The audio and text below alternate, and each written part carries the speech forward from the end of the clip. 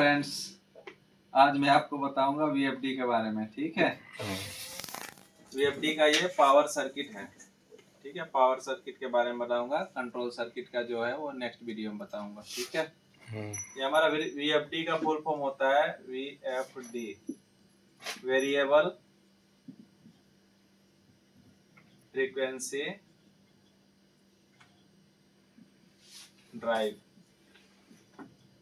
ठीक है, वेरिएबल का मतलब होता है उतार चढ़ाव कर लो, या स्पीड कम या ज्यादा यहाँ से वेरी हो सकता है। वेरी ये ऊपर जाएगी, फिर नीचे भी आ सकती है स्पीड। ठीक है, उसके बाद फ्रीक्वेंसी, जो हमारी फ्रीक्वेंसी है 50 हर्ट्ज या 60 हर्ट्ज। ठीक है, उसके बाद D, D for drive. Drive मैंने होता है चलाना, मतलब ये हमारा मोटर को या किसी भी इक्विपमेंट को जो लोड वेरी करता हो उसके लिए हम लोग इसका यूज कर सकते हैं वीएफडी का। ठीक है, जैसे स्पीड कम या ज़्यादा करना हो, आप लोग देखे होंगे एचयू वगैरह में, वहाँ पे लगे होते हैं वीएफडी सारा। ठीक है, तो ये इसका पावर इंटरनल स्ट्रक्चर है कि वीएफडी के अंदर में जो पावर सर्किट में होते हैं वो ये एक मदरबोर्ड होता है। ये आपका एक मदरबोर्ड होता है। वीएफडी के अंदर दो कार्ड होते हैं, एक होता है पावर कार्ड, ठीक है, पावर कार्ड, और दूसरा होता है कंट्रोल कार्ड।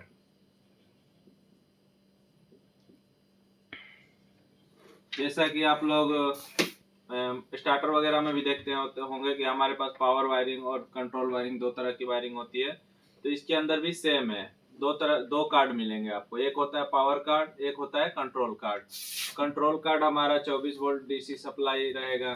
ठीक है, और पावर कार्ड आपका 415 वोल्ट रहेगा ये। ठीक है, तो आइए आपको यहाँ पे डिस्प्ले करते हैं। ठीक है, ये हमारा टर्मिनल मिलेंगे। वीएफडी को देखोगे तो L1 by L, L2, L3 by N। मतलब ये वीएफडी को हम 3 फेज के लिए भी यूज कर सकते हैं और सिंगल फेज पे भी यूज कर सकते हैं। जैसे लाइन 1, लाइन 2 और लाइन 3। मतलब L पे हम R फेज दे सकते हैं, L2 पे Y दे सकते हैं, और L3 पे B भी दे सकते हैं। ठीक है, और हमारे पास मान लो 3 फेज की सप्लाई नहीं है तो हम इस पे R और न्यूट्रल भी देकर यूज कर सकते हैं।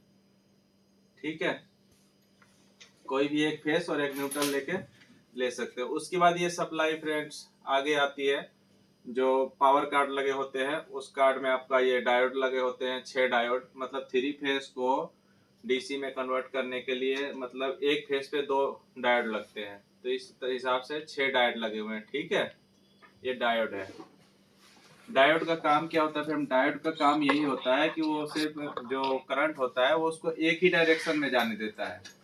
ठीक है, जैसे आप लोग फोन वगैरह देखे होंगे कि हम लोग चार्ज करते हैं, लेकिन जैसे ही सप्लाई, जैसे ही हम चार्जर लगा हुआ है, जैसे ही हम सप्लाई बंद कर देते हैं तो हमारा बैटरी चार्ज ही रहता है। क्यों?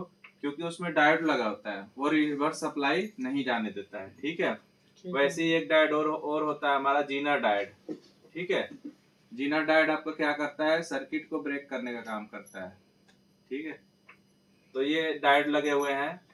ये 6 डायोड हमारा लगे हुए हैं 3 फेस के लिए। ये एक फेस यहाँ आ रही है, फिर दूसरी फेस इसमें दूसरे में आ रही है, और तीसरा फेस ये तीसरे में आ रही है। ठीक है, ये 6 डायोड लगे हुए हैं। डायोड लगने के बाद यहाँ से जो हमारी सप्लाई है वो 2 ही फेस में आती है सिर्फ। ठीक है, यहाँ से सिर्फ दो सर्किट बन जाते हैं, एक ये वाली और एक ये वाली। ठीक है, आगे आने के बाद इस सप्लाई में जो उतार चढ़ाव रहता है उसको यहाँ पर फिल्टर कैपेसिटर लगा के फिल्टर कर दिया जाता है। ठीक है, ये हमारा फिल्टर कैपेसिटर है।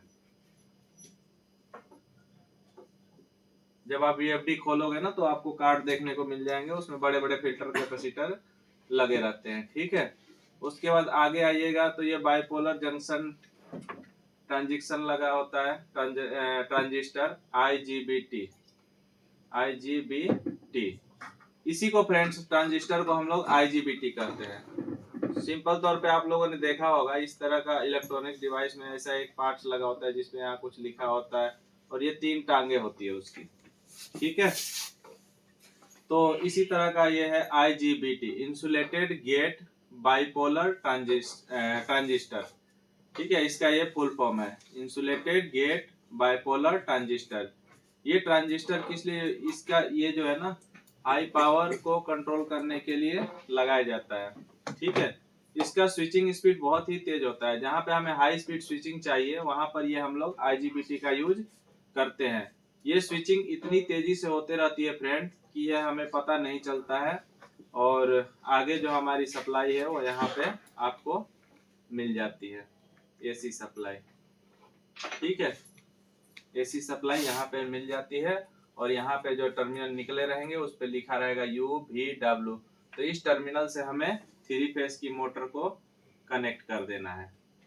ठीक है, और अगर इसमें कोई फॉल्ट आता है तो हम इसे कैसे चेक करेंगे, तो हमारी VFD सही है कि नहीं है ये चेक करने के लिए हमें ना ये जो SMPS से हमारी जो कंट्रोल सप्लाई निकली रहती है, यहाँ पे मल्टीमीटर की प्रोब्स को लगाएंगे। लगाने के बाद वोल्टेज चेक करेंगे।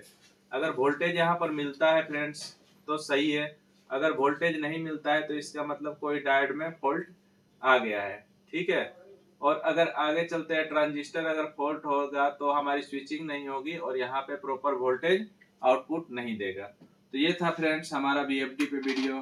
Thank you.